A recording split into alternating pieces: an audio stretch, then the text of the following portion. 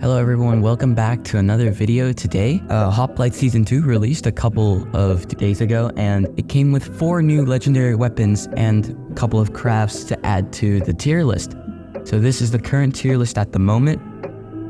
If you would like to see that video, there will be a link in the description and a card in the top right corner.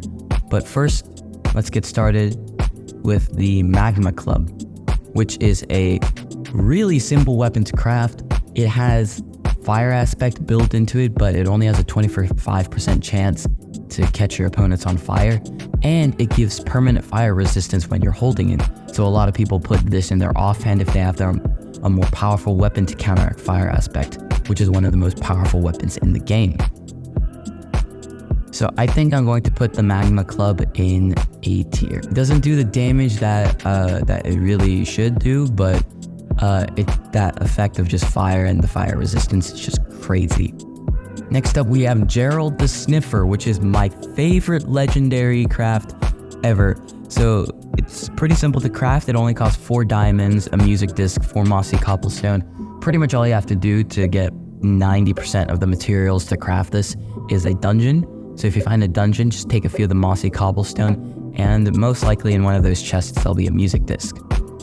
And anyway, Gerald will walk around for a bit and dig up a random legendary weapon, which is absolutely crazy.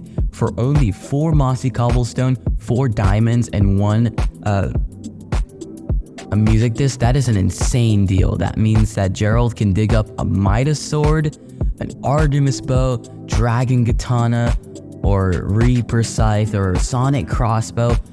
If you're looking for a legendary weapon that's really hard to craft, like the Midas sword and the sonic crossbow, this is pretty much your best shot. So I'm going to put Gerald in S tier. Next up, we have the Warpick, which is a sharpness 10, efficiency 1 pickaxe that can sometimes create an explosion on your opponents and a 3x3 explosion to dig. So pretty much this is really fast, does a lot of damage, and it's just an overall really nice weapon. And it's pretty simple to craft, though it does require a lot of redstone. I will put this in B tier, because it doesn't, even with sharpness 10, it doesn't really do the damage like, say, a Midas sword would. Next, we have the Fountain of Fate, the final legendary weapon on this list.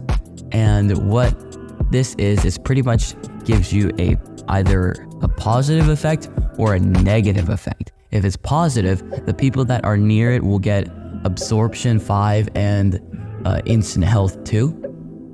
While if it's negative, it'll give players nearby instant damage 3 for 5 upwards to 5 minutes, which is it's something you don't really want to gamble with. So I'm going to put the Fountain of Faith in B tier. Also, it's pretty hard to craft considering that it requires a player head, some honey, and all that kind of stuff.